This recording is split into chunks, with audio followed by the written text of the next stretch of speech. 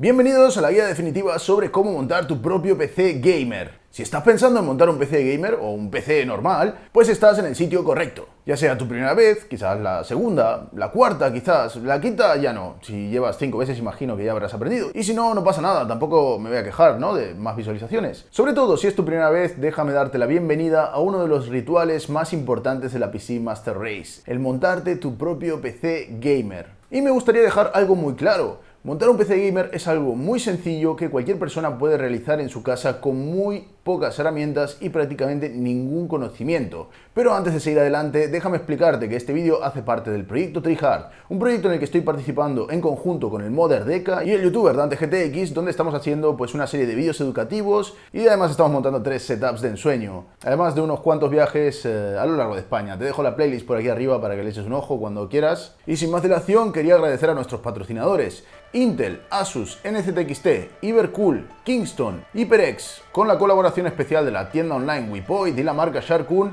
Muchas gracias por hacer posible este increíble proyecto. Sigamos. En cualquier caso, en esta guía aprenderás cómo montar tu propio PC y el primer paso es perderle el miedo. No es tan fácil estropear los componentes, no es tan fácil conectar las cosas de forma errónea. Cada clavija tiene una forma concreta para evitar justamente este tipo de errores estúpidos que le pueden pasar a cualquiera. Así que no tengas miedo, que es bastante seguro, y sobre todo si sigues esta guía paso por paso. Ahora vamos con las herramientas. Vas a necesitar un destornillador de Estrella o Philips y pues poco más. Una mesa quizás, porque si no tendrías que trabajar en el suelo. Yo creo que vas a estar más cómodo en una mesa. Y bueno, también podríamos añadir pues unos alicates, unas bridas, unas pinzas. También es aconsejable utilizar una pulsera antiestática para evitar dañar los componentes con corriente estática, aunque no es algo muy común.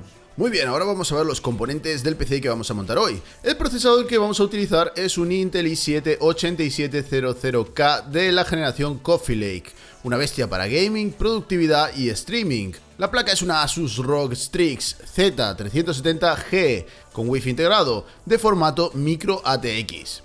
De memoria RAM tenemos 4 módulos de 8 GB de HyperX Predator DDR4 a 3333 MHz. Para refrigerar el procesador vamos a utilizar una Kraken X42 de NZXT, un kit todo en uno de refrigeración líquida. La fuente de alimentación es una Seasonic Focus Plus Platinum de 850 vatios. La tarjeta gráfica es una ROG Strix GTX 1080 Ti de Asus. Y por último, de almacenamiento pondremos 2 unidades SSD en RAID 0. Se trata de los HyperX Savage de 240 GB. Montaremos todo este hardware dentro de una NZXT H400i. Y eso es todo. Equipados con nuestra mesa y destornillador, vamos a montar ese PC. Comenzamos por el núcleo del PC, la placa, procesador y RAM. Pero antes, como vamos a utilizar un kit de refrigeración líquida all-in-one, o sea, todo en uno, necesitamos colocar algunos tornillos. Con tu Kraken o respectivo kit encontrarás una plaqueta parecida a esta. Tendrás que colocarla en la parte posterior de la placa atravesando los 4 agujeros que se encuentran en la placa base alrededor del procesador. Una vez colocado vamos a fijarlo con estos tornillos del otro lado, que nos servirán para fijar más adelante la Kraken. Ok, pues ahora sí, vamos primero con el procesador. Colocar el procesador es muy sencillo y seguro si prestas atención. Una forma bastante simple de ver cuál es el sentido en el cual tienes que introducir el procesador en el socket es guiándote por estas 2 hendiduras en la parte superior del procesador. Tienen que coincidir con sus 2 correspondientes hendiduras en el socket. Esta tapita de plástico no hace falta que la quites, simplemente libera la tapa del procesador soltando esta pequeña palanquita que ves aquí. Coloca el procesador en el sentido correcto, vuelve a cerrarla y ¡voilá! La tapa se soltará automáticamente.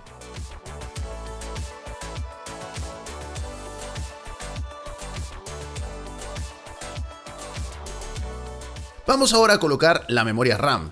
La única cosa a tener en cuenta en este caso es que si solo dispones de 2 módulos, asegúrate que los colocas en las ranuras correctas. Por ejemplo, si te fijas, en la placa te indicará el nombre de los slots. En mi caso son DIMM B1, DIMM B2, DIMM A1 y DIMM A2.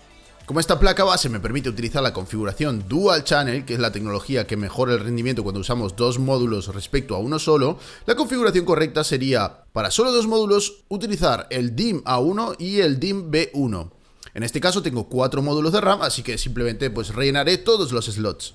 Para colocar el RAM correctamente hay que fijarse en dónde se encuentra el corte en el medio de los conectores. Si te fijas, existe un corte que está cerca de la mitad y divide los conectores en una parte más larga y otra más corta. Utiliza esto como guía para saber cuál es el sentido en el cual tienes que colocar los módulos. También es necesario que abras las clavijas de las esquinas. En muchas placas modernas las clavijas solo se abren de un lado. Abre el lado desbloqueable y empieza a colocar la RAM desde el lado fijo. Haz presión para que se cierre la clavija abierta encajando el módulo de RAM.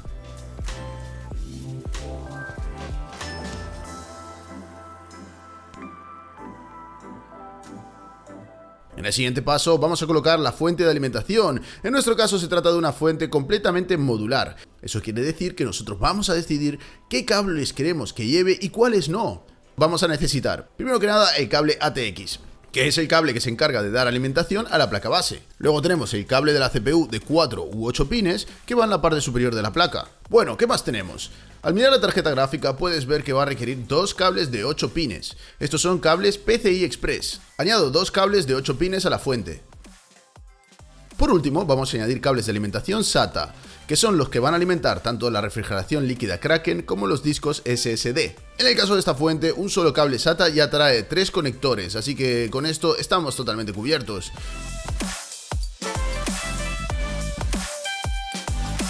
Colocamos suavemente la fuente de alimentación en la caja. En el caso de esta caja, que tiene una cubierta para la fuente de alimentación, la vamos a poner por el lado trasero y vamos a atornillarla por detrás. Como puedes ver, detrás los tornillos tienen que encajar perfectamente con los agujeros que tiene tu fuente.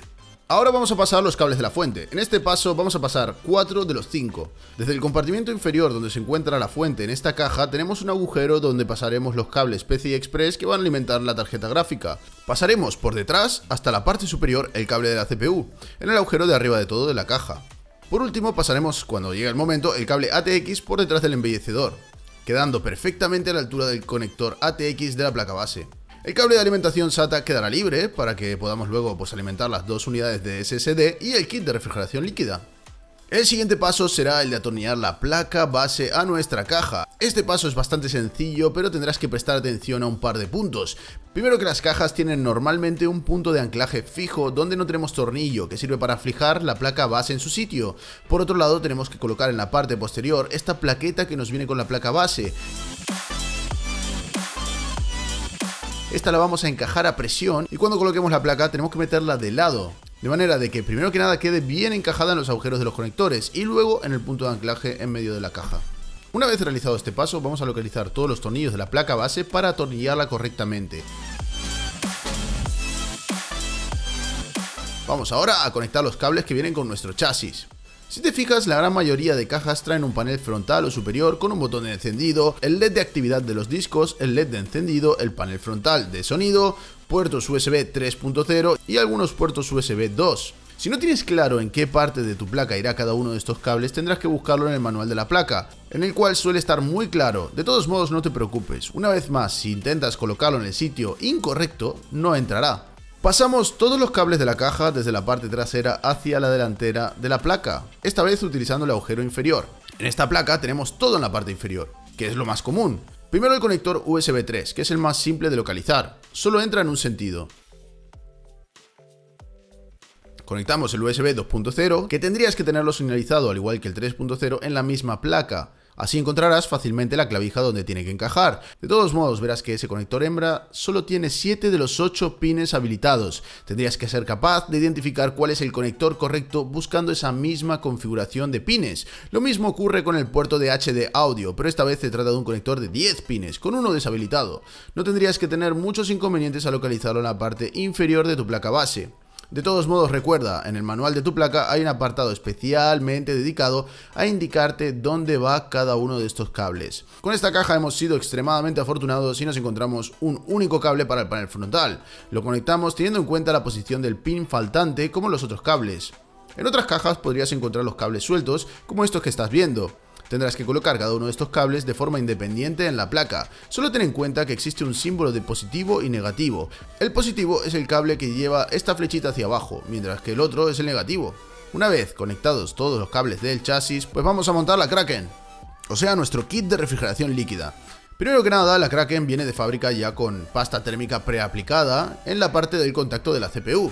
Si quieres puedes cambiarla por otra, pero en principio si no tienes pasta térmica en casa pues utiliza esa misma. Intenta no tocarlo, no lo toques, no toques eso de ahí. Así es como vamos a atornillar el ventilador de la Kraken. Esto simplemente es una demostración de cómo vas a tener que montarlo, solo que irá sujeto al chasis. Esta pieza negra de metal se llama radiador, al cual le atornillaremos el ventilador. En el caso de esta caja lo montaremos en el frontal, en el sitio del ventilador superior. Para eso en esta H400i tenemos la posibilidad de remover el panel frontal para poder trabajar más cómodos.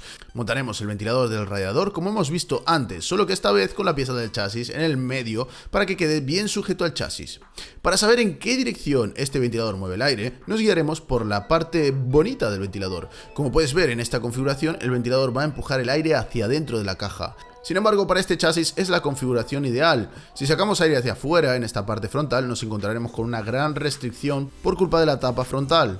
Además, estéticamente es el sitio donde el radiador nos quedará más bonito. En el caso de este kit y esta placa en concreto, tampoco tenemos suficiente sitio para colocarlo en la parte superior. Sencillamente no cabe. Nos tenemos que asegurar también de que el cable del ventilador salga por el lateral hacia la parte posterior del chasis.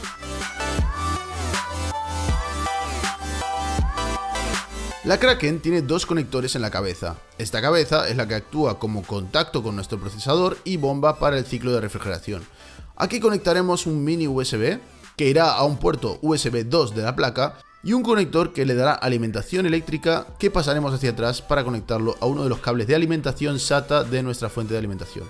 Una vez colocados esos cables, vamos a colocar la pasta térmica encima de nuestro procesador en caso que no tengamos ya preaplicada o que hayamos decidido limpiarla. Si no la has limpiado y tu módulo de refrigeración líquida ya trae pasta preaplicada, no hace falta que hagas esto. Colocaremos en el centro de nuestro procesador una cantidad de pasta térmica del tamaño de una lenteja. Luego colocaremos el cabezal del kit de refrigeración pasando los agujeros de los laterales por los 4 tornillos que colocamos al principio. Usaremos estas tuercas para fijar el cabezal bien encima del procesador. Lo ideal sería primero que nada colocar los tornillos sin apretarlos demasiado e ir apretándolos de forma pareja para evitar que cada uno de los 4 puntos tenga más presión que el resto. Por otro lado, no os paséis apretando, podríais romper la placa base. Vamos a conectar el ventilador al conector de la placa base que dice CPU Fan. Es bastante fácil de localizar, se encuentra normalmente por encima del procesador. Los otros dos cables vamos a pasarlos por detrás. Conectaremos el cable USB 2 a la placa base como si se tratase de uno de los USB 2 del panel frontal y el cable de alimentación SATA lo dejaremos detrás para conectarlo más adelante. Vamos ahora a colocar la tarjeta gráfica. Como puedes ver, la placa aquí abajo tiene un slot de PCI Express que en las placas modernas se encuentra reforzado con unas barras de metal, ya que las gráficas hoy en día pesan 1 quintal.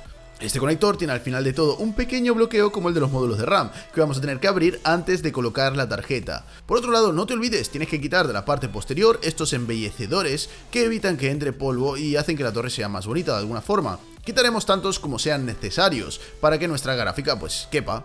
Muchas veces vamos a encontrar este cierre lateral, que también lo vamos a desatornillar y abrir. Es como una especie de compuerta corrediza, no hace falta removerlo del todo, solo muévelo hacia un lateral. Una vez abierta, encajaremos la tarjeta por detrás y la haremos entrar en el slot hasta que, una vez más, el bloqueo se cierre automáticamente por la presión, dejando la tarjeta totalmente encajada. Ahora atornillaremos la tarjeta gráfica al chasis y cerramos la pequeña puerta trasera que hemos abierto antes. Para terminar con la gráfica usaremos los dos cables de alimentación que hemos pasado por el agujero inferior para conectarlos a los dos conectores de corriente de la tarjeta. Ya nos queda muy poco, las dos unidades de SSD. No hace falta que tengas dos, con una ya puedes trabajar, pero en este caso vamos a montar un RAID 0. En este vídeo no vamos a explicar cómo lo montamos, lo explicaré en un vídeo más adelante. En el caso de esta caja tenemos dos bandejas por la parte posterior donde podemos atornillar. Colocamos los dos SSDs en las bandejas.